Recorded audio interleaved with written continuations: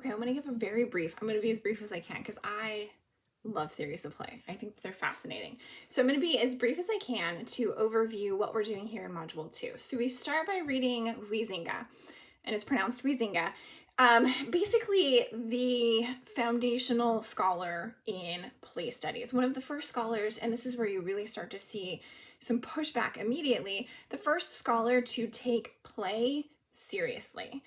Even today, there are massive swaths of scholars and people who approach this study, and they're like, we can talk about it with little kids, and we can talk about like little kids, like K through 2, playing and playing on the playground, but beyond that, play is frivolous and it's not worth studying. And Huizinga sets out to say, yeah, it is, because it's innate. And not only is it innate, as an innate brain structure, essentially, although it doesn't say brain structure, as an innate brain structure, it creates and it compels and it shares and it teaches culture. Like, we spread culture through play and we playfully approach our learning of culture. And so we need to take play more seriously than we do. Doesn't fully relegate it to adults, still focuses very heavily on children, but at least we see play being taken seriously. We then jump to Sutton Smith, who brings rhetoric into it, and so this is where most of my research comes from. Where are we using play to make meaning, and how are we learning to make meaning through play? And that's where rhetoric is operating, and then he uses that, which gave me a great idea for my Packet presentation this year. He uses that to talk about how other scholars in various disciplines view play and what their underlying ideologies are, and both the positives and negatives of those underlying ideologies. What parts of play are they taking seriously? What assumptions are they making about play? And how does that influence the questions they're asking? He is hardcore critiquing some of the hard sciences and like the sciences that get more money and are more rigorous than English and humanities. He's critiquing it for, yeah, but you can't get beyond and you can't even recognize the boundaries that you've placed on yourself to understand what is influencing how you're asking questions and what questions you're asking and what questions you're not. And so I love what Sutton Smith has to say. We're only going to read the first chapter of that book. We then go into Play Matters. So that is very contemporary, very new. You'll see in the notes that I point out and something I want you to grapple with.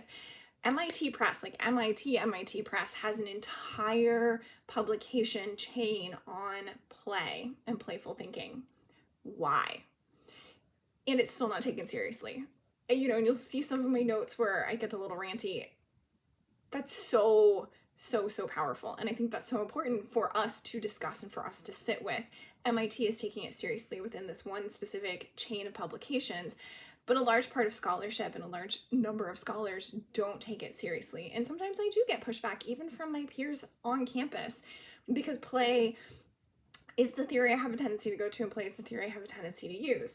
Okay, so then after the Play Matters chapters, we read one that I think is really important. We're only going to get a little bit into play and composition or play and writing studies in this module. We're going to do more of it in future modules. But this first one I think is really, really important. Builds on Huizinga's definition, kind of references Sutton Smith, but brings in a whole lot of other ideas. Rhetoric is still there. Writing studies as a field and as a discipline are there.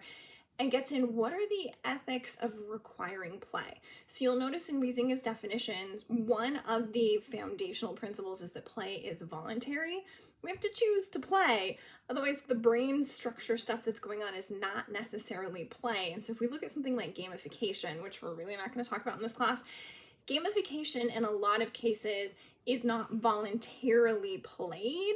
It's a structure that is imposed on top of us. And so we can definitely argue that gamification is not play because we're not volunteering to do it. But then that starts to bring into question, can we volunteer to play in a classroom? And so there are games that are both assigned and optional in this class to help you experience and think through that, because that's what the ethics of playing is getting at. When we assign these and we say, hey class, we're all going to play World of Warcraft together, we're not. This is what the other chapters in this particular book do. Most of them say, hey students in first year composition, let's all play World of Warcraft better because it's going to make you a better writer. Is that play? And that's what this chapter is getting at, is asking that question. Is it play when we require students to be vulnerable with us? So all together we have a breadth of theories dealing with play that span from early 1900s to very recently. Play Matters was published in the past couple years. So we have a huge span, over 100 years worth of material that we're reading in this particular module to give you an idea.